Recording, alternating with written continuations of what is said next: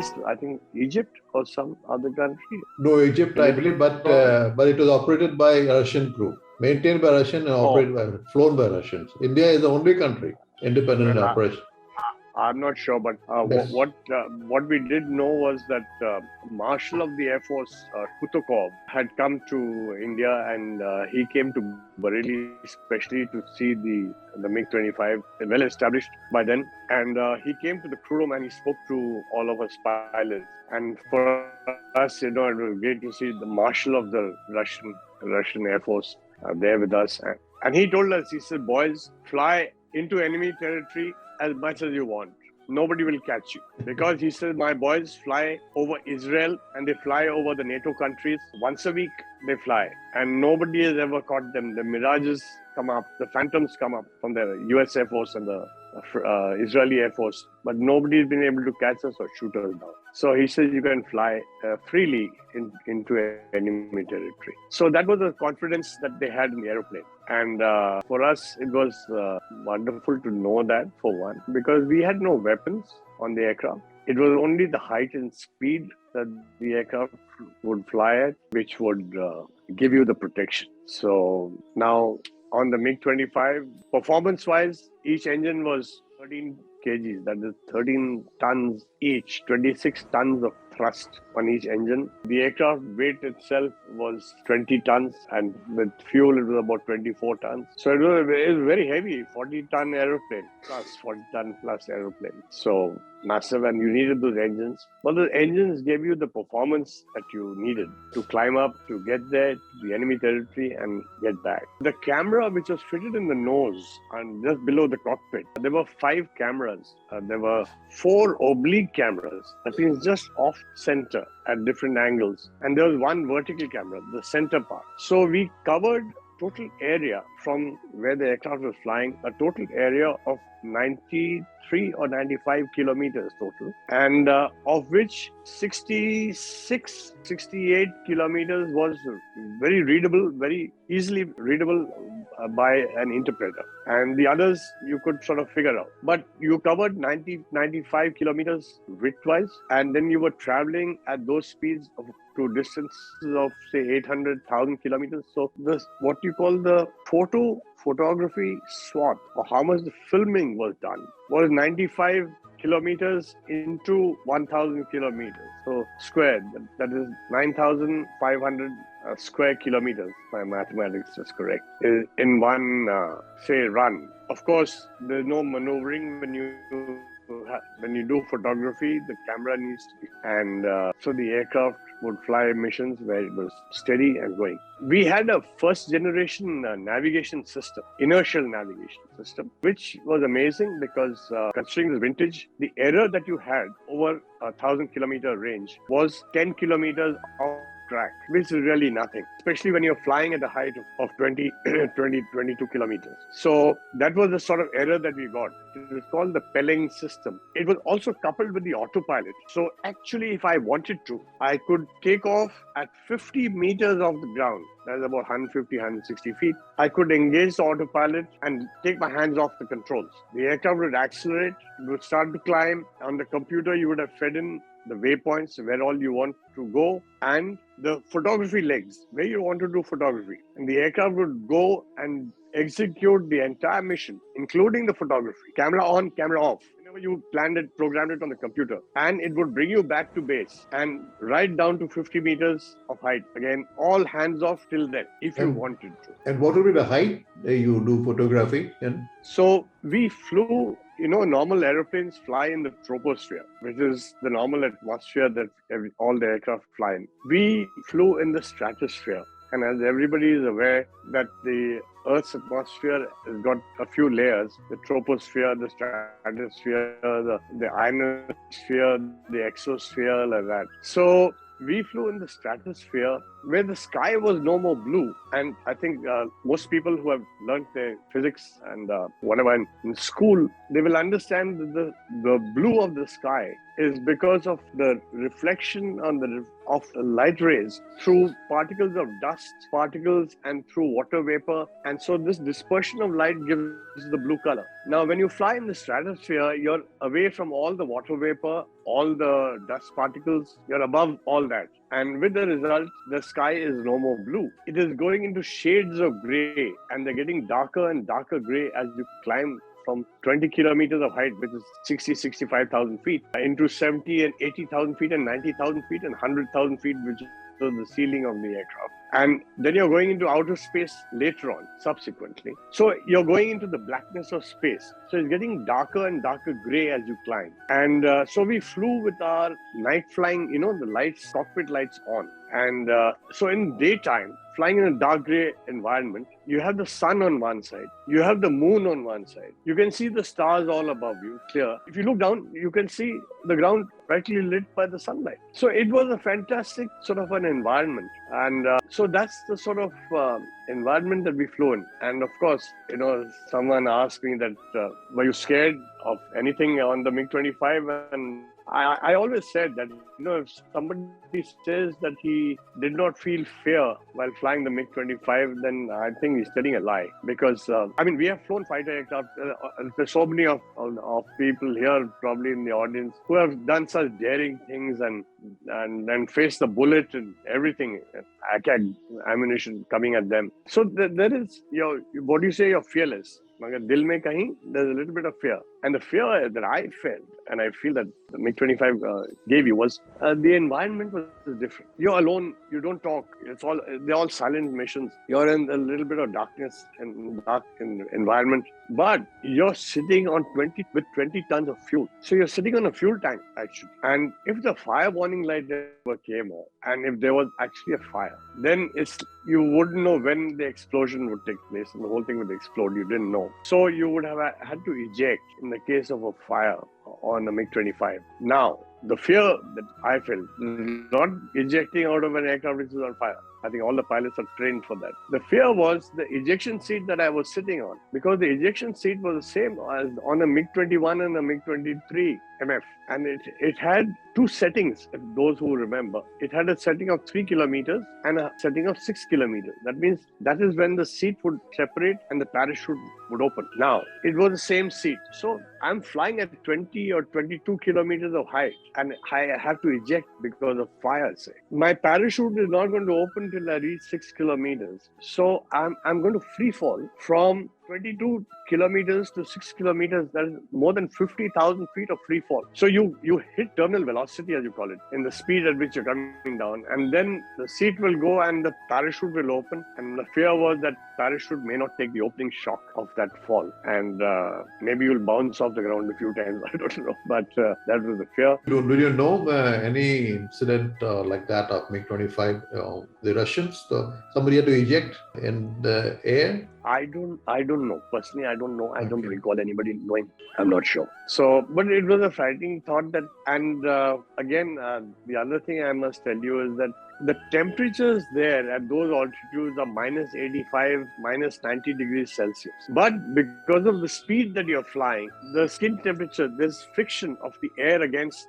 whatever little air there is against the skin of the aircraft, and what we know as skin friction, the pilots know. So the skin friction heats up, and the skin temperatures would reach high as plus 300 degrees Celsius. So you're in ambient condition of minus 85, 90, and your skin temperature is plus 300. And then you eject and you get out and you're in minus 85 temperature and you're coming down in that cold. Of course, you got this pressure suit on and you're all protected, hopefully, because as most people, at least the pilots will know, that decompression, as you call it, when the difference of pressure is so much, what is there inside the cockpit and what is outside. The pressure difference is so much, the blood boils out of the body. And that is why we wore this pressure suit, which was the same as Yuri Gagarin, who was the first man in space. He wore the same suit, maybe a little different, but it was almost an identical suit that Yuri Gagarin wore as the first man in space in 1960 that we wore on the MiG-25. And they would have also flown it and flown that with that pressure suit on sometime on the MiG-21. Just for experience, I think once or twice, it was miserable flying with those especially in summer. I don't know how So you flew that with that suit every day in the summer of Bareilly. Was the aircraft the air suit, conditioned? Did the aircraft have a ground level cooling? no. Like all good Russian aeroplanes, the heating systems were very good because in Russia it's so cold. So the heating systems were excellent, but the cooling systems were very poor. I just said there's a joke in a MiG-21 squadron that air conditioning in a MiG-21 is selection is hotter and hottest. Yes, absolutely. And we had, I think, virtually the same system. And so it would cut in, I think even in the MiG-21, it really cuts in at about 1 kilometer or something of height. 800 meters or 1 kilometer cuts in. And then it cuts out again when you come down. And it was the same with that. Yes. So you're sweating profusely. So we had 4 layers of clothing that we wore. You had your underwear and vest. Then you had to wear these silk inners. Silk inners, yes. Silk inners, because the suit was so tight, it was a skin fit. It would not ride up on your skin. So you needed the silk inners to slide it up your body, zip it up. And then it had to be tightened even further by the technicians, the SCW tradesmen, who would come and tighten the threads, the laces, so that it reaches a bit of an uncomfortable state. And that is what was desirable. Very uncomfortable. So you had to visit the toilet, I think, before you started doing all this, because once you got into that, it was virtually impossible to get to the toilet and relieve yourself. And then after the suit, we wore the normal overall because there were so many threads hanging and you didn't want to get snagged with the switches and the levers in the cockpit. And so the whole environment very uncomfortable. The helmet weighed more than 2 kgs. So you had a ring, neck ring, and you had this helmet coming on top weighing 2 kgs, and which was, of course, the neck ring was there when you wore the suit, but the helmet was put on only once you got in the cockpit. So it was a very uncomfortable environment for all of us, and so that is how we operate. Other thing is, I think you'd like to know about the solar eclipse, Dave. And yes, that is one. I think it's very interesting. We would like to hear how we photograph that solar eclipse and whose demand was it for? Who placed the demand for that? The demand was from Udaipur Solar Observatory. There was one Dr. Bhatnagar and his team. They were doing experiments. One of the various experiments these scientists do is when the eclipse takes place, there's this cloud around the sun, which is called the corona. And the corona has certain properties for the atmospheric study. And so they wanted to study the corona. And the corona is filmed from the ground also, from these big telescopes and powerful telescopes. So they have a lot of data and information. And that's being done every time there's an eclipse, they do it. So they're constantly updating their systems. But nobody had filmed the corona from an area where there's no dust or water vapor and the absolute clarity of the atmosphere, which was the stratosphere. Because even the Earth's telescopes and various telescopes on the ground are still having to penetrate the dust and the water vapor particles to do the photography or look at the sun. Now here, when you're flying at those altitudes, you don't have any of the associated things. And so they said we want to do that. And we also want to film the shadow, which you see the dark shadow which comes, and the whole area goes dark when there's an eclipse. That's because there's a shadow that travels on the surface of the earth. So they told us we want you to chase the shadow, filming of the eclipse in front. So I asked them, I was called to air headquarters, and for this where they conducted the briefing. And so we asked them that what is the speed of the shadow, and they told me the speed, and I told them that at least 2 to 3 times the speed of the MiG-25. So I said, I will not chase the shadow, but what I will do is I will feed into the path of the shadow and then let the shadow come, cover me and overtake me. And so the center path of the reverse of the eclipse went through a place just south of Bareilly, where we were, in a place called Neemka Thana. Neemka Thana was a place, Lucknow, Kanpur, that area. And so the whole lot of scientists were there on the riverbed. Rajasthan. Neemka Thana? Yes. It is Rajasthan, sir, Rajasthan. Okay, maybe I've got the name wrong, but it was Neemka something, whatever. And so I flew my path over that, and there's some photographer, some guy with this little handheld, those days those handheld cameras, small video cameras, who's taken a photo of the flame traveling in the blackness of the sky, the MiG-25. I saw a clip of it sometime. I don't know. I don't have it with me, but somebody did take a photo of that. Anyhow, so now to do that photography of the eclipse, you have to fit a camera in the cockpit, a front-looking camera and forward-looking camera. And our camera, Bhatnagar, he said, we've got our own camera. We are getting our own camera, special camera. And they didn't want a video camera for some reason. They said, we want a high-quality camera of some kind. They decided 25 frames per second. So they came to Bareilly and we started doing our planning. They had a lot of the NASA, the US Space Agency, NASA charts to tell us the atmospheric conditions at that time of the day of that particular year, when the eclipse will take place. So you could figure out exactly what will be the density of the atmosphere. So basically to find out how the aircraft would be at that stage of flight in those conditions. Based on those conditions, we had to fit the camera and align it with the front of the aircraft. And so we said, "ठीक है, camera कहाँ है आपका?" So they said, "आ रहा है कहीं से." It was coming from abroad somewhere, and so when it came, it was a Hasselblad camera that came, and the camera was about almost as big as a 12-inch laptop, that size, and about 8 inches wide and 8 inches high. So it was a massive piece of equipment. And till then, Dr. Bhatnagar, Professor Bhatnagar, was sitting in our crew room, and we would discuss these things and these charts and all that. And I told him, "Professor, have you ever seen a fighter cockpit? You're going to fit a camera in front." So no, and we took him to the aircraft, and he climbed up the ladder and he looked inside and he said, "Oh my God, how are we going to do this?" So we didn't know what to do. It was such a huge piece of equipment, and everybody knows that you can't fit that into a fighter cockpit. So we decided to fly it in the two-seater, and we fitted it in the front cockpit, where we removed there's a black coaming over the instrument panel, which gives the shade from the sun to the instruments. And we removed that coaming, and we created a bracket to fit this camera. And so that was fitted, and we didn't tell air headquarters, we didn't tell HAL, we didn't tell anybody, because if we had to tell anybody and they would start doing modifications, nothing would have happened. Nobody would have given us clearance to do this risky thing. We did it on our own. Then we put the aircraft on jacks, did the rigging. On the NASA charts, we calculated that what would be the angle of attack of the aircraft in flight under those atmospheric conditions at that time of day, in that density altitude, and the speed and the height. So all this was mathematically worked out, and then we had to find where is the camera pointing. So like harmonizing the gun, and a lot of people who are pilots listening into this know what is harmonizing of the gun and the rocket pods and all that, and the gun sight. So I realized that we had to do something. So I created a gun sight on the rear cockpit, which I fabricated myself with aluminium and all we cut.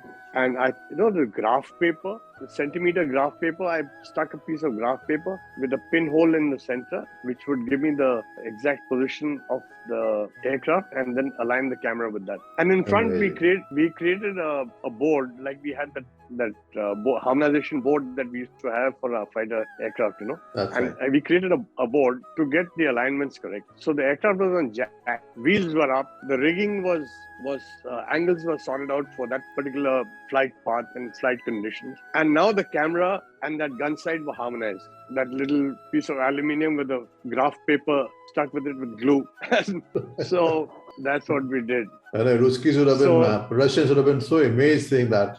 And then we went to fly this mission on this particular day. It had to be very precise. The day had to be right. The timing had to be perfect. Everything had to be right. And they also wanted to film the shadow, as I said. Now, the trainer does not have the cameras, because, as I said, they removed the cameras to make a cockpit. And so we had a second aircraft behind us, which was my flight commander, Jay. Jay is your course, Dave? He is one course junior, sir. He is yes. He is 111, 111 course. I am 110.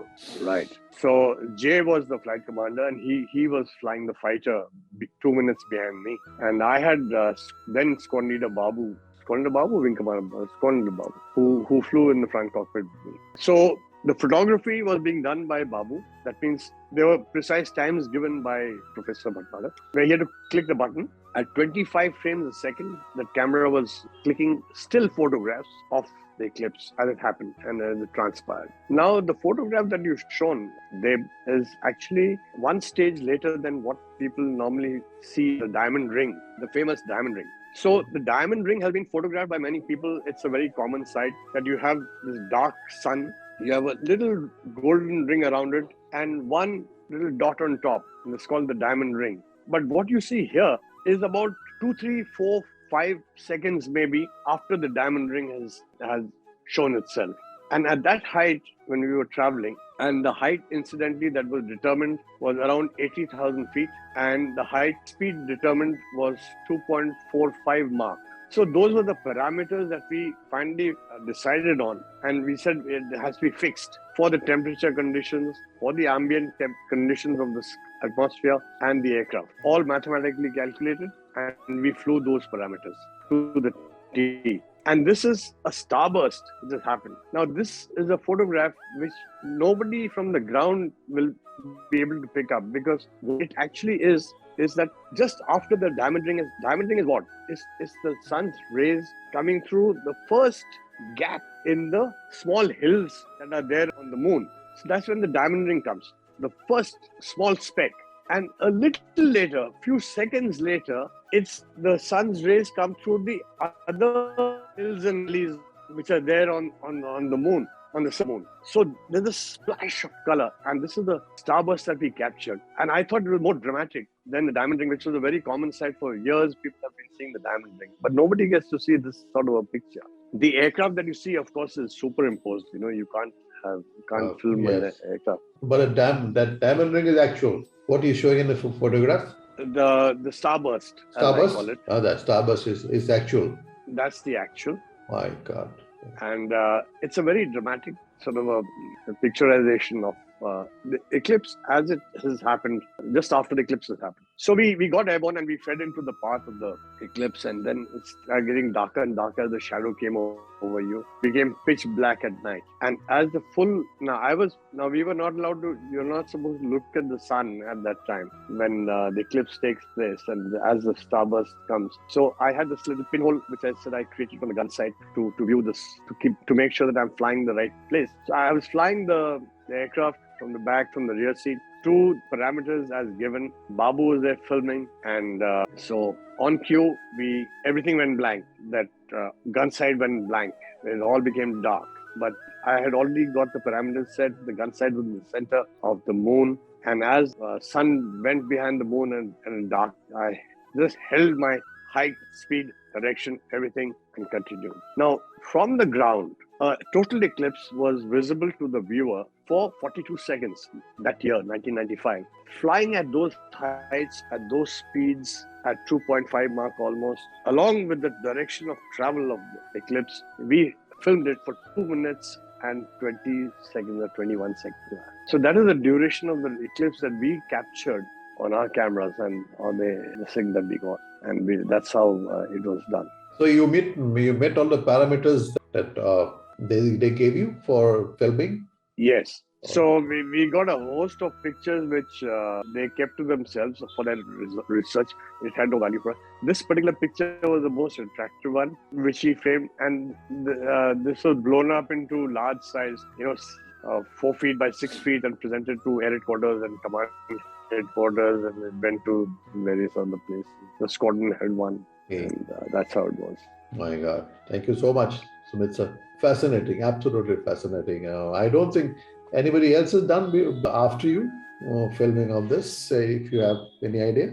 I think somebody done it again somewhere. I'm not sure. Somebody mentioned, but I don't think with all these fancy Hasselblad cameras and all that. Maybe with something else, but I'm not sure. But very modification that it was tremendous. I don't think not only modification, but the harmonization and sort of alignment of to get this picture. Great fun. We had great fun because the technicians, all got so excited about the whole thing. And sir, main karunga, I'll do this, I'll do that. That workshop virtually shifted, station workshop virtually shifted to the squadron. And everybody was giving ideas and what to do and how to do it and what to get right. It was the involvement of the squadron, the men, and the airframe guys saying, "Sir, rigging aise karna hai, wo karna hai." It was a team effort, absolute team effort. I know. Total. Okay, Sumit sir, I think we are just about running short of time now. This could have gone on. I mean, for me, it has been gone. I would have wanted to ask you so many more things. I'm sure there, like audience also, there's so many of them wanted to ask a few, or maybe we'll entertain few questions if you don't mind at the 10-15 minutes. I opened it to the house if we are running short of time, ladies and gentlemen, but maybe another 15 minutes we can spend with Air Marshal. Please go ahead. Hello. Yes, sir. Hello. Good evening, sir. Good evening, everybody. My name is A.P. Naidu. I served in Air Force from 62 to 77. I remember I worked in 45 Squadron under the commandership of Mr. Tipnis. And of course, I'm sorry I don't recollect our present day's hero, but I appreciate him for his technical and scientific temperament, along with piloting and a very dashing and daring decisions taken. He's really a special type of pilot who have got a scientific and technical temperament, and I appreciate him for having photoed the solar eclipse with it is all because of he is so courageous and which makes him quite distinctive from others in the Air Force. I also appreciate him for his way of appreciating the chiefy. I very well remember we used to more worried about the chiefy's action rather than the commandant's action in those days. Because they used to be so tough and so disciplined and so sometimes vulgaric that we want to escape from their clutches. So I appreciate you, sir. Thank you very much, sir. Absolutely. I also worked in MiG aircraft for several times, and I thank you for showing us the MiG-25. I have not seen earlier, and it's quite different from the MiG versions of 21, 29, 23, etc. It is entirely a different aircraft, I think, which is more powerful, more technical, and more combat. Thank you very much, Sumit Mukerjee, sir. Thank you very much. So nice of you. I am really proud that I also worked in MiG aircraft at the time when you were piloting the MiG aircrafts. Thank you very much, sir. So nice of you. Dave, I think you should show that photograph of the intakes. Yes. I had shown earlier, and let me show it again. Just the intakes and the jet pipe, the two technicians sitting there. You can flash those two. Is that it? That's the one. That you can see.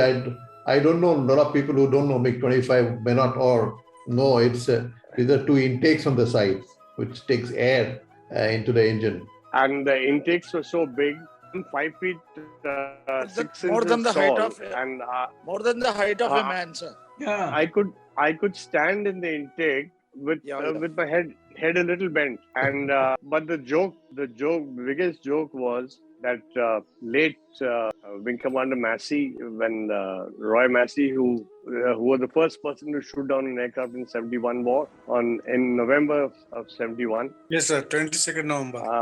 22nd November. So Roy Massey was an AEB and he came to visit the unit, and they were all our instructors when we were cadets. So he knew me well. And the CO, AJ Singh, told me, Muko, take Roy and show him the aeroplane. And we walked to the aeroplane, and I told him, sir, we'll go around the aircraft, first see the externals, and then you can sit in the cockpit and see what it is. But as I came and stood near the intake, he looked at me. Now, Roy Massey, for those who have met him, is a little short. He used to fly the Nat, and like Dave, and he was, I think, 5 feet 2 inches or 5 feet 3 inches tall. He was shorter than me. He looked at me. So he looked at the intake. He looked at me. He says, "Bloody man, you have brought me here to give me a complex." So it was that big, and just show that a jet pipe, so the technicians sitting there, Okay. I am HFO 30 BS engine. Sir, yes. My colleague who was working with me, under me, you must be remembering his name, Sergeant Shankarappan, engine fitter. Okay. He was my chilla. Oh, We were how together nice. in Su-7. I am bringing you to the old timers.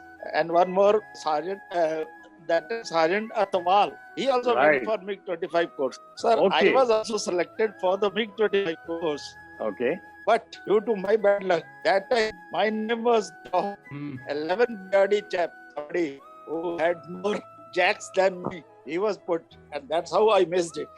Otherwise, Right. I was the man who was detailed for this MiG-25 course because I had some training for MiG-27 Right. in 3rd and 4th line servicing. I was at Kanpur. All right. Sir, my date of enrollment is 1960. Wow. And I retired in 2000, sir, from Meerut Quarter Vayu. Wonderful. I have 4 achievements in my life, in the sense, from the service, I got 4 commendations which were given to me for the job, Wonderful. which I did for Su-7, Congratulations. which I did for Really? first for fuel system overall, for hunters at 4 BRD Kanpur, for which my first commendation was granted to me, sir, in 1973. Wonderful. Then onwards, I never looked back. I went for Su-7 course to Russia. Second time again, I got the chance. I went for, after dropping me from MiG-25, I was given chance for MiG-23 BN. Right. I served in 221 squadron for 10 years, sir. I was in Su squadron first at Ambala for 4 Right. years. Then formation of squadron when it came to Halwara, 221 squadron. Again, I was given chance. I was chiefy there. We'll request to make it please brief. We have a Sir, lady. My bosses, sir, still they are here. One is, sir, Group Captain H.V. Khatu, who was retired. Right. Of course, he retired before time. He did not get, he went for himself. Sir, then Air Marshal Joshi, sir. Then Okay. Air Marshal Bingo. Eddie Joshi. Eddie Joshi. Yes, sir, Eddie Joshi, sir. He was my boss, sir. And we did laurels in MiG-23. Wonderful. I know In that you are- Su-7 also, I had great achievements, for which twice I was given again commendation in 221 squadron itself. One for Su-7, a second time for formation of MiG-23. squadron. That's great. MiG-23 That's BN. very- I would like to give a chance to we have a lady, Mrs. Benegal. Ma'am, would you like to ask something, Sumit? Now, I am an old lady of 87 years. I cannot ma'am. talk much. But my husband, Air Commodore Ramesh Benegal, he also was in 106 during the 71 war, and he got a Mahavir Chakra for his work done in the squadron. And many Yes, that ma'am. squadron was very high. And we salute him. Yes, he is no more now, and I am staying with my son here. I appreciated your talk and Wonderful. really enjoyed it, and I've sat through to hear you talk. So thanks a lot for Thank you, ma'am. this talk. Thank you very much. Thank you, ma'am. Thank you, ma'am. I'm honored. I'm honored. Truly honored. Ma'am, your son, is he in a corporate sector? Is he working in corporate sector?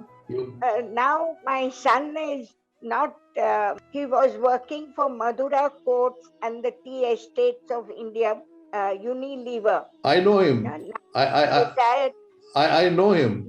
Yes. You know? Yes. Kindly tell him my Dave Gohai. He'll know me. Oh, Nikhil. My Nikhil. son is Yes. Nikhil. I know him very well. We and Hindustan they were together after I left the Air Force. Acha. At Dumduma. He was in Tumtuma. That's right. Yes, That's right. correct. How a small world. Small world. How nice. Yes. How nice. Thank you very much. Thank you, Thank you, ma'am. ma'am. Thank you, ma'am. Thank you, ma'am. Thank you, ma'am.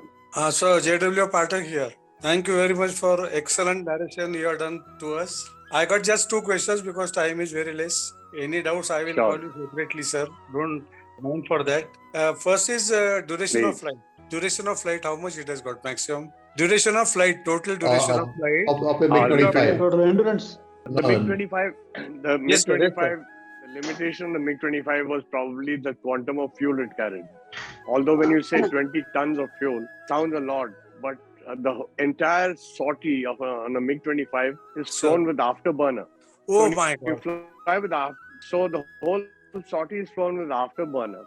And strangely, the afterburner gives you the best fuel consumption. So when you say that the best fuel consumption 85% RPM pe hoti hai, ye wo on normal fighter jets, on the MiG-25 it was an afterburner when you got the best fuel consumption rate.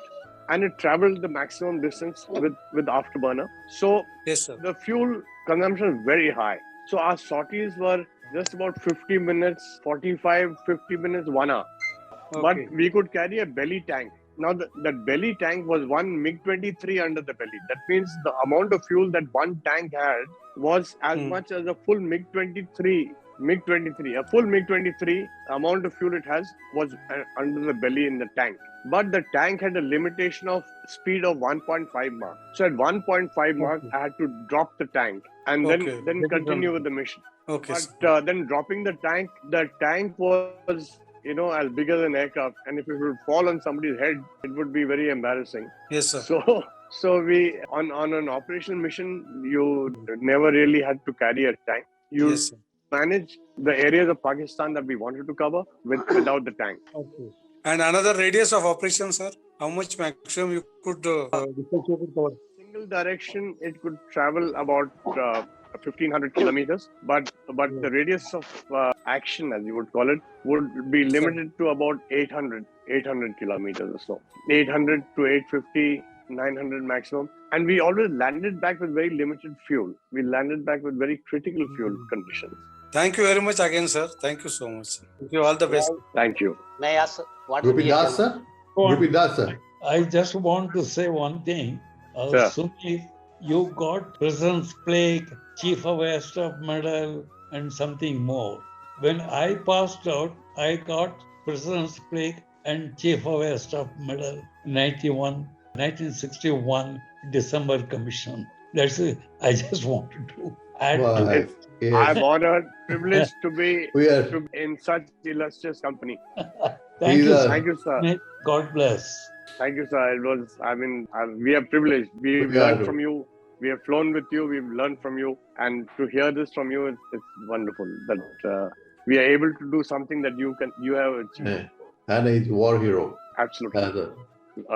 We have an army officer with us, Brigadier Ajit Apte.